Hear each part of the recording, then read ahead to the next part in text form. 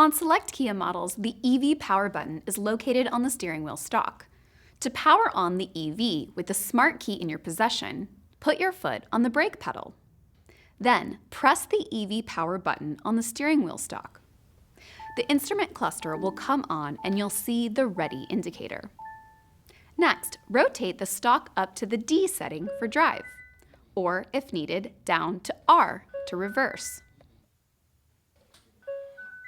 Press P on the end of the stalk to place the vehicle in park and automatically set the parking brake. Then press the EV power button to turn off the vehicle.